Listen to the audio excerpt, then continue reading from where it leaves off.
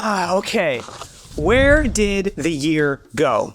I saw Christmas decorations at my local grocery store, so that means that it's time to do the end of the year. What were my favorite reads of 2024? I like your glasses.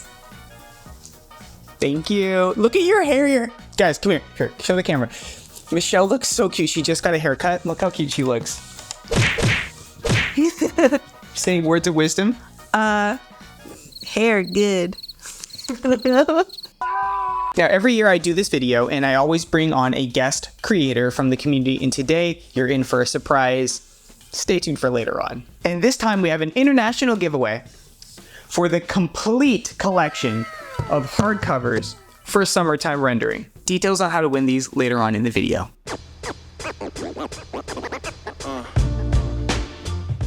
Now, before we start, I want to ask you at home, let me know down below in the comments, what manga or light novel left a lasting impression with you this year? You can go ahead and choose one or a few. Let me know. Okay, I'm going to start the video off with Smoking Behind the Supermarket with You. I am going to be pushing the agenda for Smoking Behind the Supermarket with You. This is such a good manga series. It's a phenomenal romance, but it also scratches the itch for like my extreme distaste for corporate America or just corporate life in general. A huge part of this is basically like complaining corporate core. And I love that. We have our overworked and underpaid and honestly a bit of a lost main character who gives off golden retriever energy, albeit tired golden retriever. Now, what starts as a joke quickly derails into an emotional roller coaster of two adults from two different worlds accidentally falling in love through slowly opening up to each other. But the twist is, our absolute dense main character has zero idea that the two girls in his life are actually one and the same. And in some aspects, our multiple personality driven love interest is even more dense by not telling him. Anyways, this is truly a chaotic, unruly, somewhat toxic romance, slightly wholesome mess.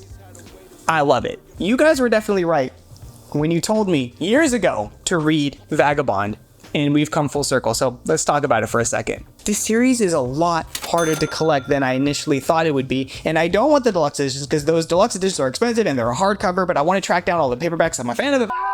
Anyways, you guys were right. Okay, that's the moral of the story. You guys are right. I was wrong. And eventually I will collect the entirety of Vagabond via paperback editions because I am unapologetically a paperback junkie. Now, the allure of Vagabond hits immediately with very stylized and detailed artwork. For starters, movement. Okay, I've talked about this before. Movement is one of the things I find in manga that's really hard to nail, really hard just to get right, especially in fight scenes. I always find myself lost a lot of the time. Not in Vagabond. Movement, especially, is detailed very freaking well, and I personally, I love that. The first arc, the first few pages, but the first arc, brutal, man. It's, and I have a feeling that's what it's going to be like for the rest of the story in some way or another. It's giving a little bit of like Vinland Saga, the beginning of Vinland Saga and Thorfinn's adventure. I kind of knew this was going to be like an emotional ride, and I didn't expect the farm arc at all. And that just, oh my God. So it's reminding me of those initial feelings. We see a man who is clearly dealing with just a lot of stuff. He's lashing out, basically a crazed animal that is insanely strong, even earning him the nickname of Demon Child. This dude goes from being on the run to eventually being caught to having his pride completely crushed, legit begging to be killed, realizing he isn't as strong as he thought he was, and in fact, dealing with worthlessness is a huge motif in and of itself within this series. In fact, in a way, it's like almost like a self-improvement manga. Is that weird? Now, it is at this point where our character is basically hitting, for lack of a better term, rock bottom, when things really start to turn around for him. We see him not only acknowledge that he has some worth as a human being, but start to give a little bit more respect and worth to other human beings, which is a big deal for him. I'm the kind of person who is okay with reading digitally, but there's something about reading Vagabond in a physical book form.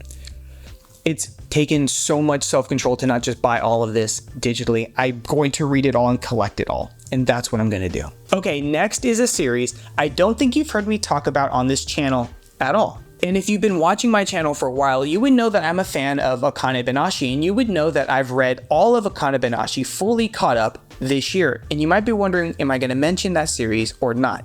Short answer, no. Long answer, let's talk about this new one, which is called Showa Genroku Rakugo Shinju. A lot of people recently, myself included, talk about Akane Banashi and how it's a phenomenal Rakugo series for the modern day. And to be frank, I agree with that.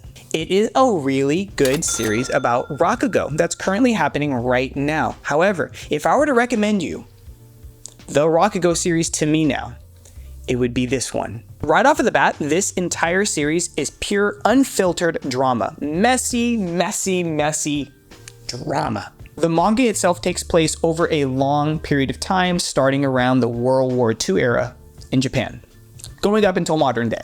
I don't want to spoil this series all too much because it's a shorter series, which is good. You can definitely binge this entire series in a weekend. In fact, that's exactly what I did. Why I like this series so much over Akane Banashi is it's simply more mature.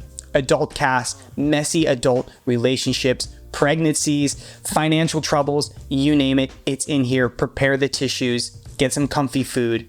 It's so worth the journey. Now, the downside with this manga or anime, it's the ending I didn't want, but that is a story all too common within the manga or anime community, right? I think manga or any ending for any form of media ever is just really hard to land, and you're not going to be able to please everyone, but it's still worth the read. So this is a 10 out of 10 for me. It's just up until 90% of the entire show or manga.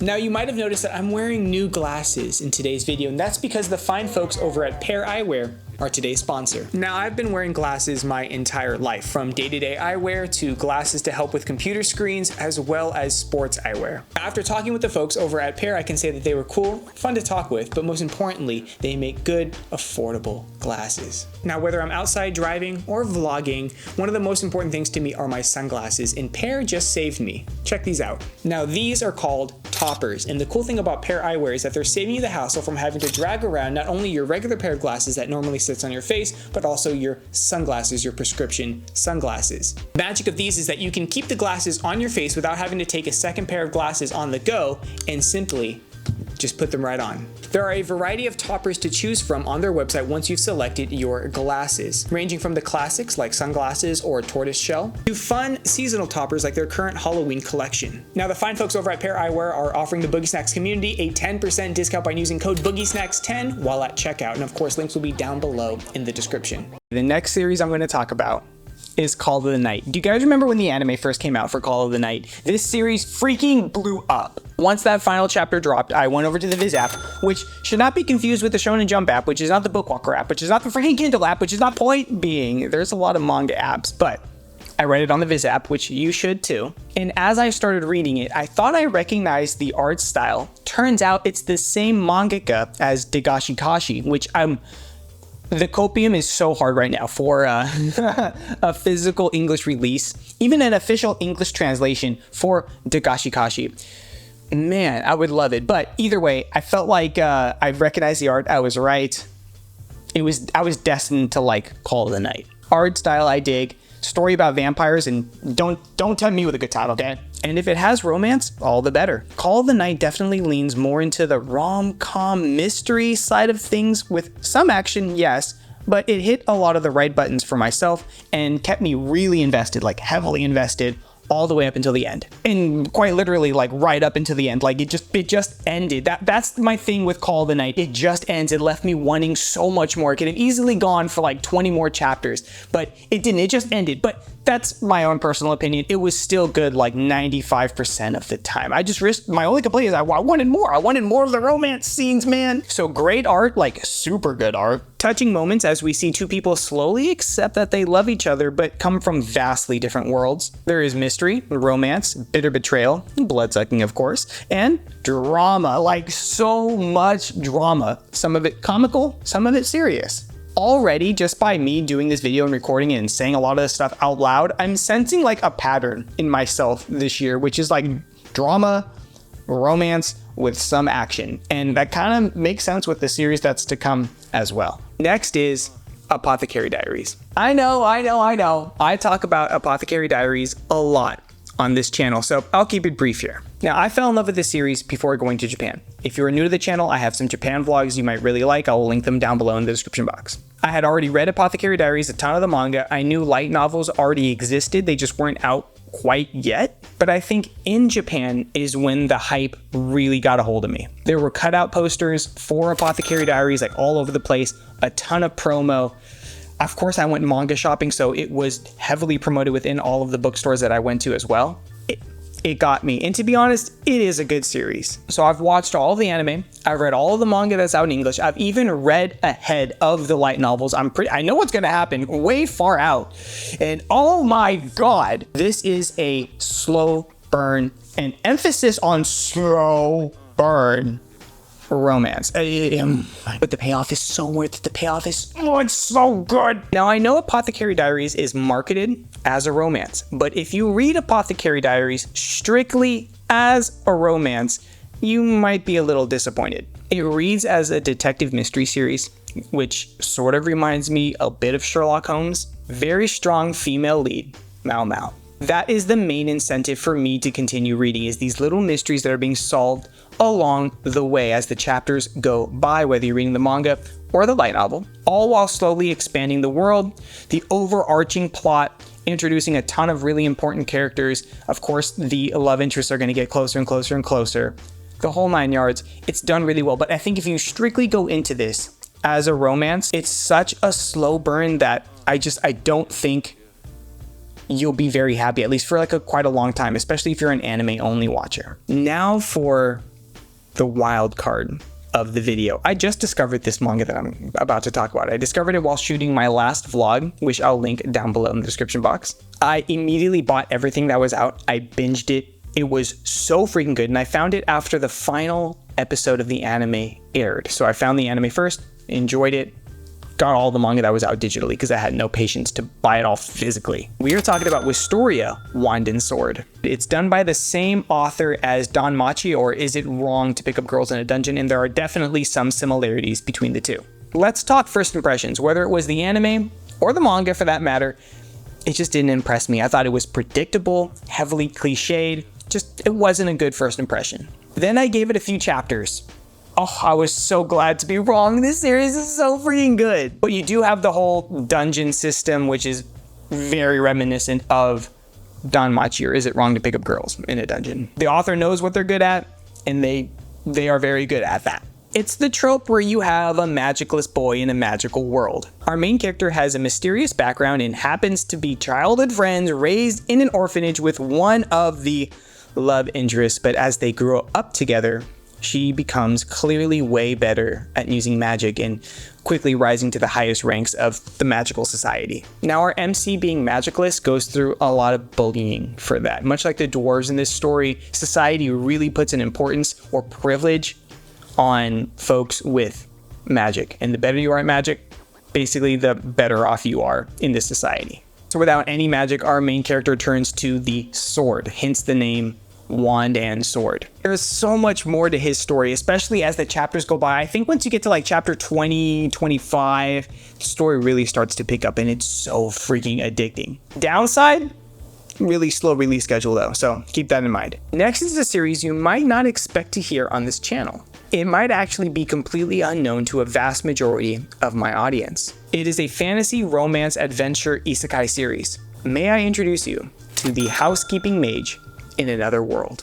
Now you might be thinking to yourself, Boogie, you've been reading a lot of romance, okay? Well, you know what? That's what this year was, okay? And you know what? I'm a guy in love right now, all right? So that's my thing. Maybe next year we'll read a lot more action series. But please, even if you're not a fan of romance, this one is so well written, I highly recommend it. Like I mentioned before, it's an isekai adult-centered romance adventuring series. It's written very well. In fact, I think if you are new to light novels, I would maybe start off with an easier one to read. This is written at a slightly higher grade level than like a Mushigo Tensei or the Shield Hero. Our main character is a strong female lead named Shiori. She suddenly finds herself isekai'd into a mysterious magical land where she doesn't know the language, the customs, geography, or literally anyone. Now, through a series of events, some horrible and some good, she finds a niche in life as an adventuring magician, utilizing her knowledge from modern-day Japan. In combination with what she learns from this world that she's currently in, coins the term housekeeping mage, which is much, much more than what it sounds. Now, of course, this being a romance, there is a love interest, which happens to be a mysteriously strong A-ranked adventurer who just so happens to be returning to town after basically a very long mission that took quite a few years. Both are currently dealing with trauma from the past, but as kindred souls, they are, of course, they're going to find each other and grow closer and closer as the first volume goes on. I found it a quite refreshing take on a mature romance series for someone in their late 20s or even early 30s. The themes of trauma recovery, slowly opening up, healing, and even learning to look forward to the future. I find those motifs very prevalent in my life, at least this year. Please, please, please do not be scared that this is a light novel series. I promise you, it's so gosh darn good. I don't know if there's a manga out. I will check and I'll show you on screen if there is or if there isn't. But if there isn't, please don't be scared. It is so good, especially if you like romance and you're getting a little older, you're no longer a teenager, you're looking for an adult romance to really sink your teeth into. This is the one. This is the one. And Smoking Behind the Supermarket with you. Okay, those are the two. Those are the two. Okay. Next is a series that absolutely destroyed me. Okay. 86. Oh my freaking god. This manga, or light novel, or an anime for that matter. Talk about a heavy-hitting action, mech, military, social commentary, political, sci-fi, mystery, romance, coming of age while dealing with violent neglect and abuse series. Whew.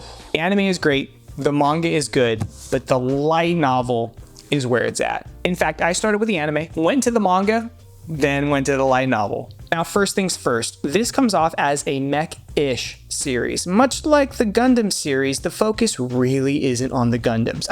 It is, but it isn't. What 86 really focuses on is, of course, the horrors of war, political scandals, social commentary, elitism, romance. Oh my god, the romance is so good. But this is once again another slow burn romance, so it will get teased if you see the anime, and if you read the manga, and especially if you read the light novels, it doesn't happen for quite a while, but the payoff, oh my god, the payoff is so good.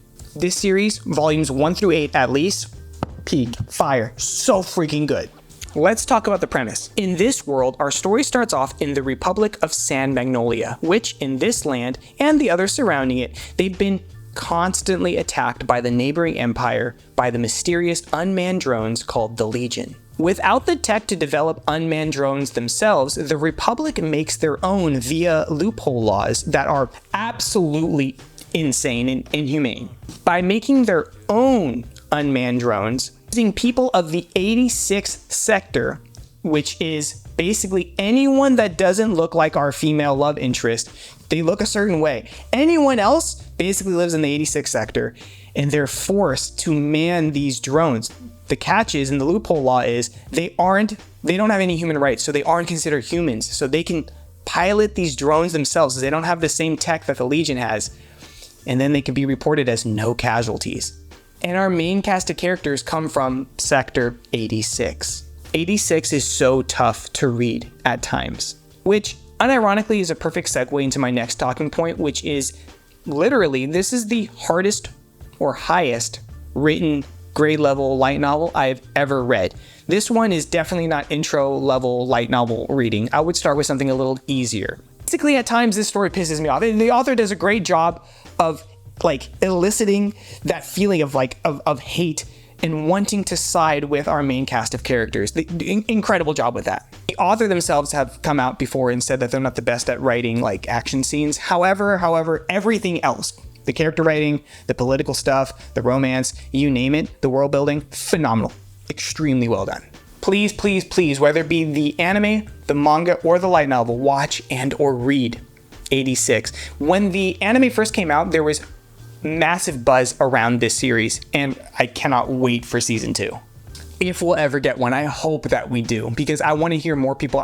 This 86 needs to be in the spotlight once more. And if a few of you read this from today's video, that's a win in my book. Now, like I mentioned at the beginning of this video, every year, this video type always has a collab with someone from the community. And this time, one of my friends from the manga creating space is here, Cake Tins.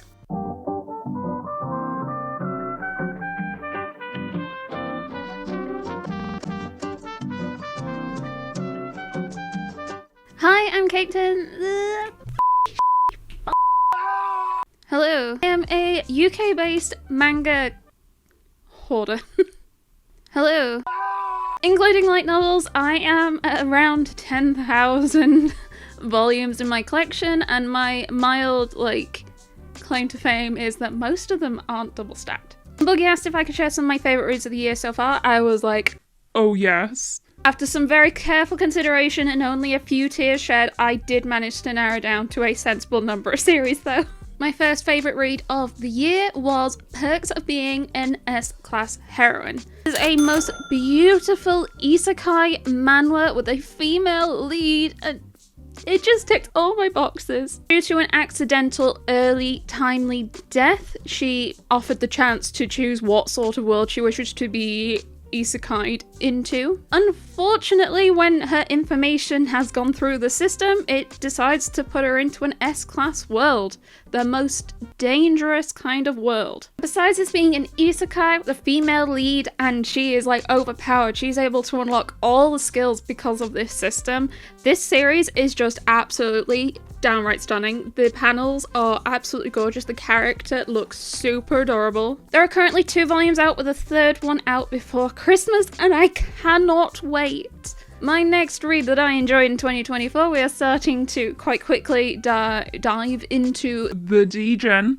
I got reincarnated in a BL world of big man boobs.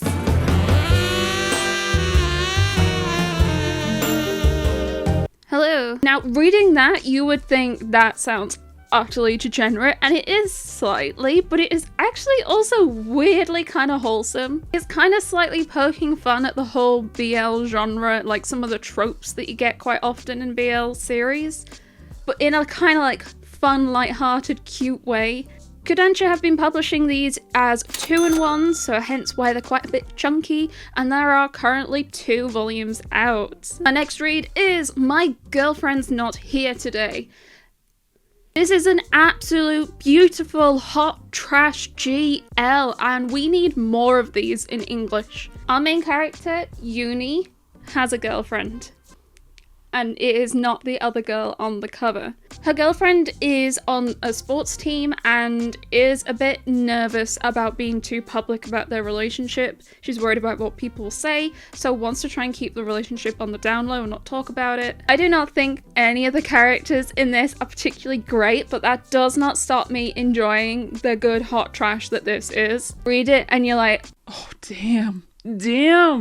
Father, I Don't Want This Marriage, Volume 1, and it is a series by the more recently popping up imprint Inklaw. Specify new imprint because the publisher is Penguin Random House, which as themselves aren't a particularly new publisher, but they have established a new imprint that started popping up this year, and one of the series that popped up under that imprint is this. Though the cover design does leave a little bit to be desired, I definitely found this to be a really good villainess back in time, need to try and sort my life out so I don't end up the way that I did the first time around. Because that is what it is. It is a villainess who, though wasn't actually that villainessy through a series of events, unfortunately finds herself not quite making it. There is some interesting dynamic going on with her family in the previous back in time clips that we see. Her dad doesn't seem that nice to her.